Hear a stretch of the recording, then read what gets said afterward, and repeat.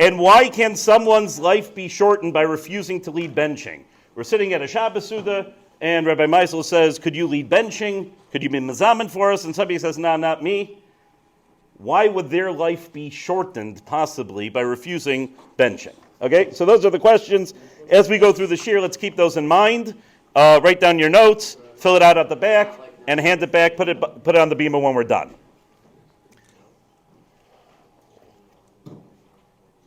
Who made this?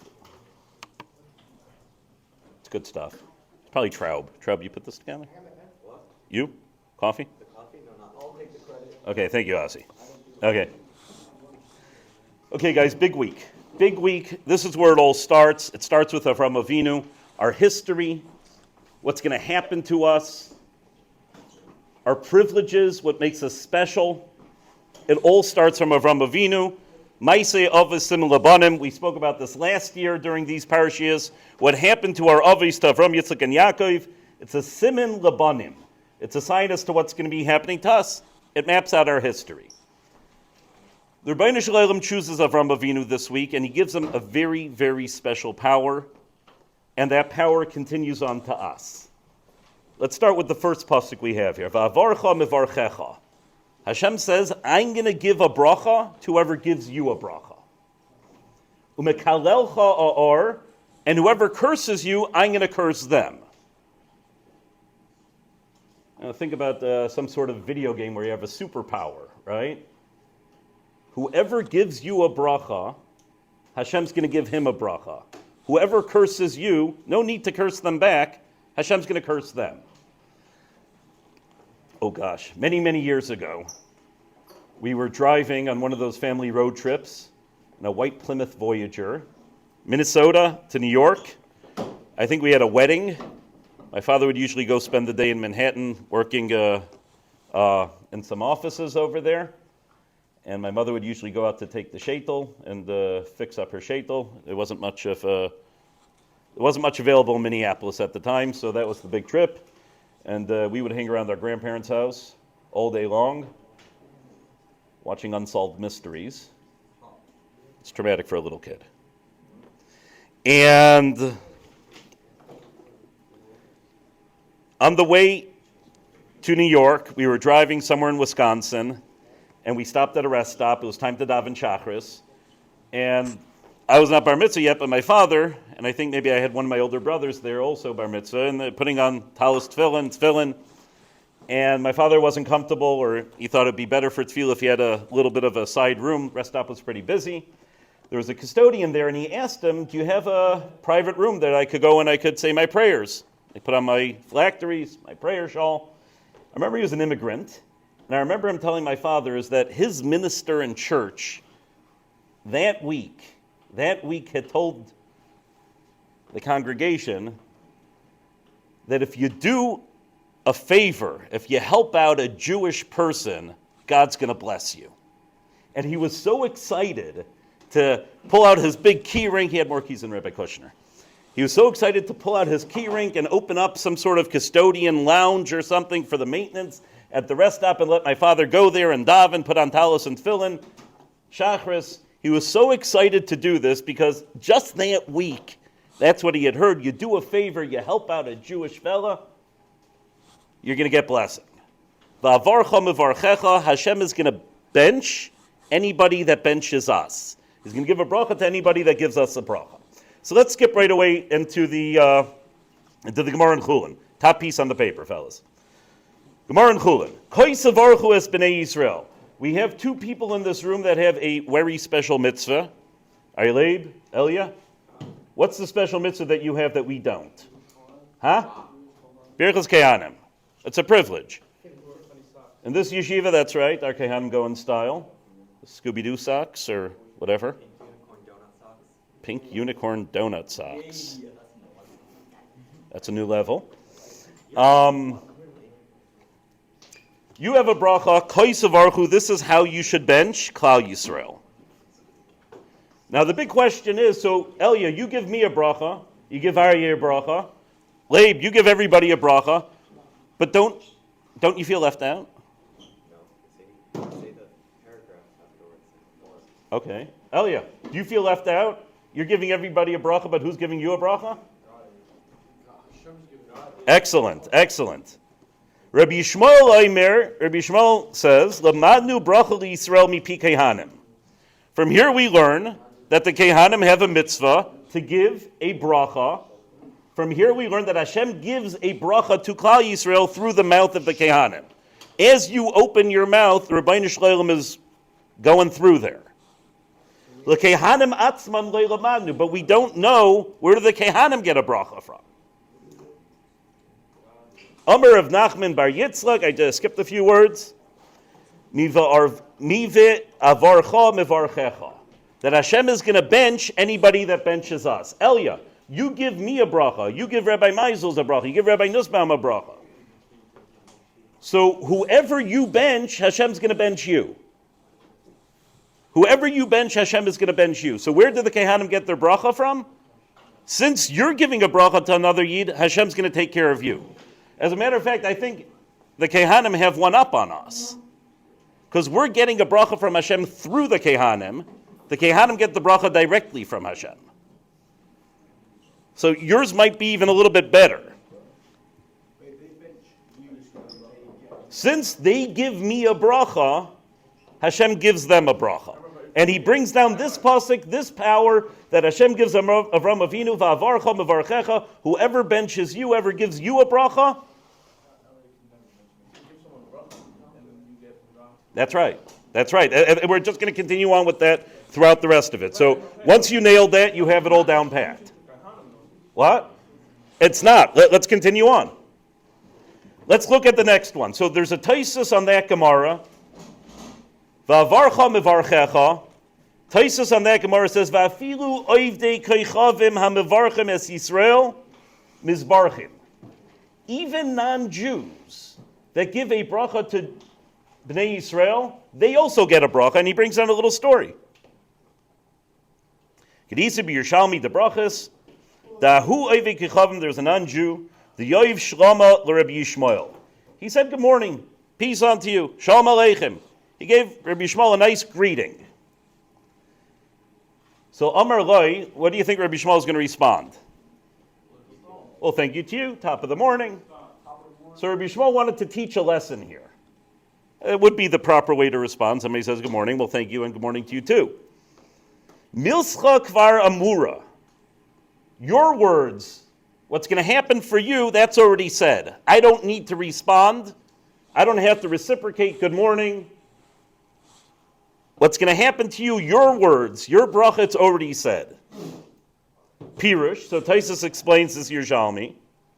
Eini tzarich lahachzir lecha shalom. I don't need to return a greeting to you. Shebirchascha ksuva. Because your bracha is already written in the Torah. Miva avarcha mevarchecha, that Hashem is going to give a bracha to whoever gives you a bracha. So Taisus is bringing a proof from the Yerushalmi that even a non-Jew says good morning to one of us, they also get a bracha. A very powerful thing here. They don't know that. They don't know that. So that's what Rabbi Yishmael was telling him.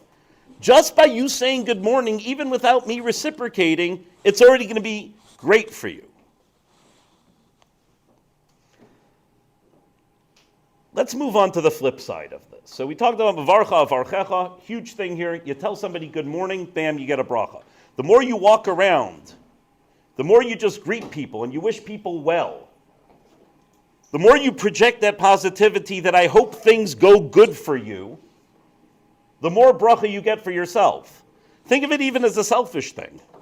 Go tell 11 people good afternoon today. Think about all that bracha that the Rebbeinu Shalom is going to give you. Oh, yeah. It's easy. It's cheap. It's effective. Well, because Hashem says whoever says good to you, He's going to say good to them. You say good morning to Glicksman back there. Good morning. How you doing? I wish you well. I hope things work out for you.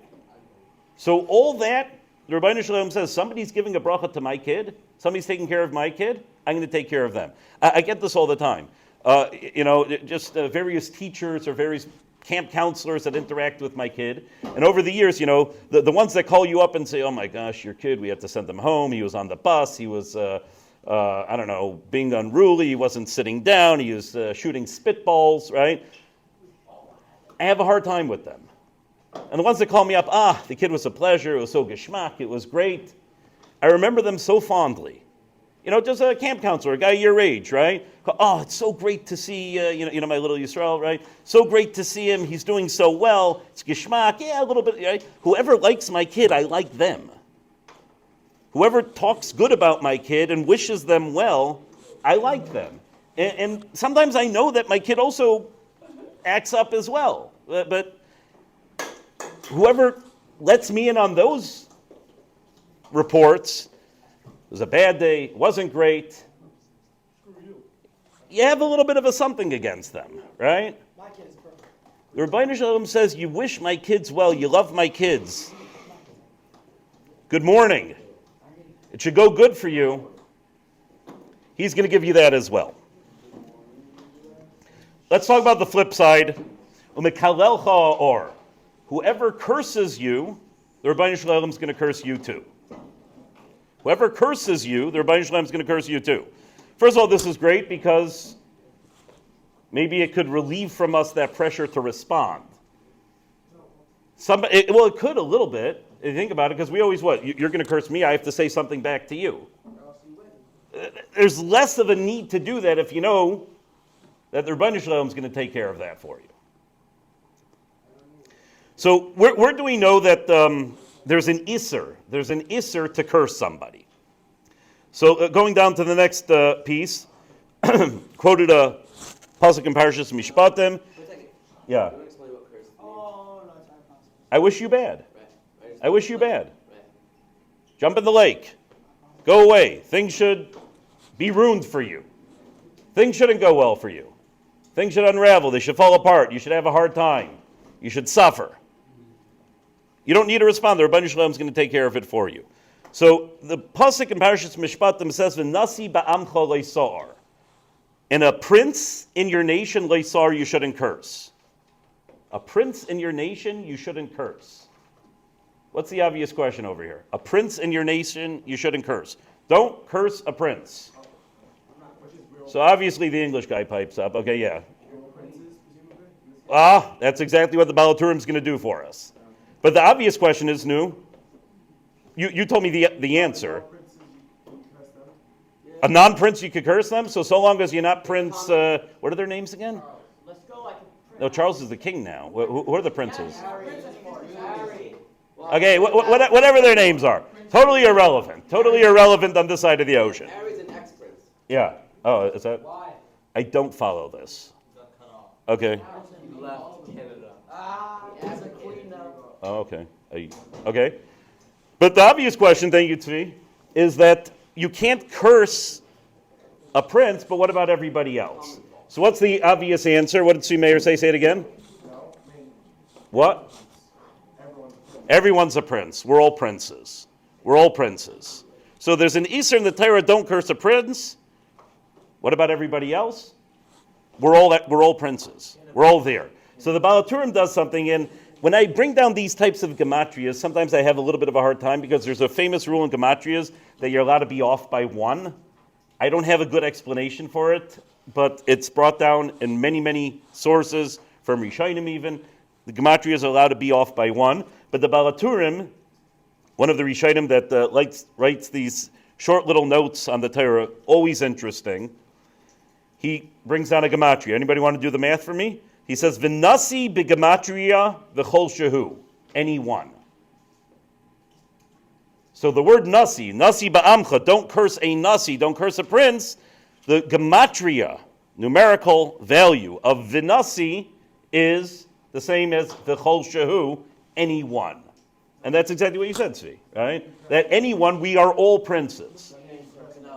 Huh? Good question. 361 or 362. That's right. He didn't tell me. Maybe everybody knows what I was going to explain. It always bothers me why gematrias are allowed to be off by one, but it's brought down that they are. I don't have... What? Yeah, you get one more from the entire word, or the Rabbeinu Shalom. There's all types of explanations as to why it's good, but Why can't they prince curse the prince? I want to know if Nasi B'amcha Leisar. This Isser Dairaisa does not apply to non-Jews. Could be there's something else that would explain that you should not. But this, again, this Isser Dairaisa does not apply to non-Jews. Could be there's another source or another good reason brought down in halacha that you should not. This Isur D'Oraisa applies to Nesiim, Kolshu, Ba'amcha amongst your nation, right? It's pretty clear, Ba'amcha amongst your nation. So this certainly does not apply to non-Jews.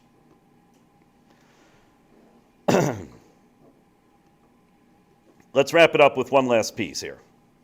Gemara and Brachas. I brought down a lot over here, but we'll skip through it. Oh, we're going to end it up shortly. Okay. Vamar of Yehuda, and Rav Yehuda says, last piece on the page, fellas. There are three things that a person could do that will shorten his life.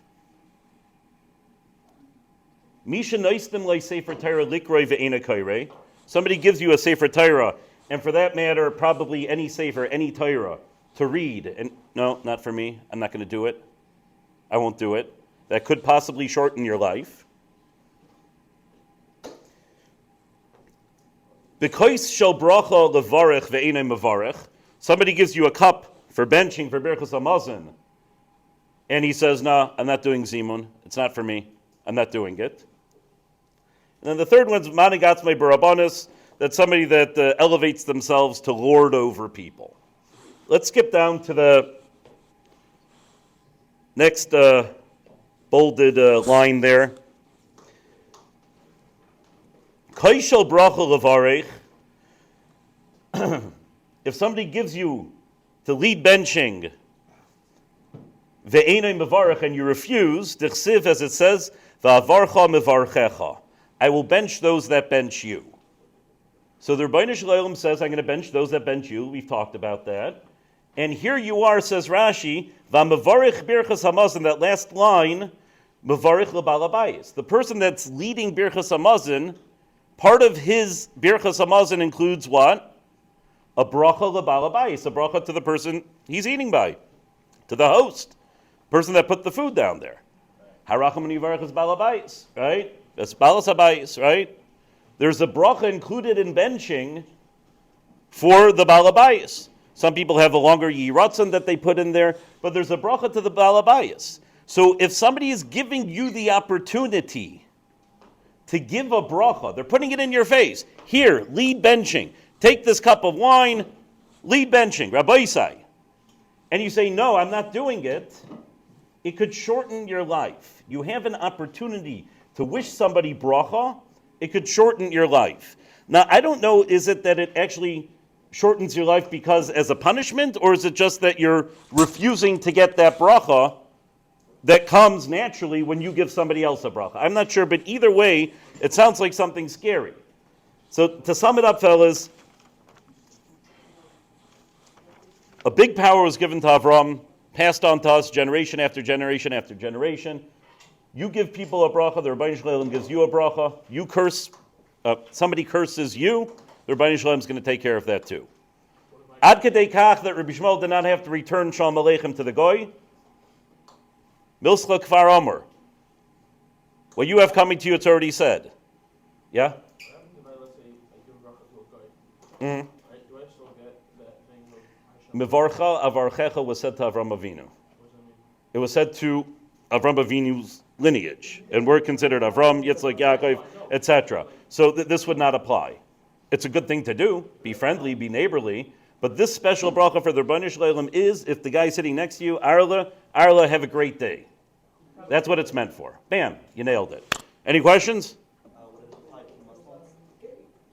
That's a good question too. It's Avram Avinu's selected lineage, which is Avram, Yitzchak, Yaakov, the Shvatim, and then all of us. Okay?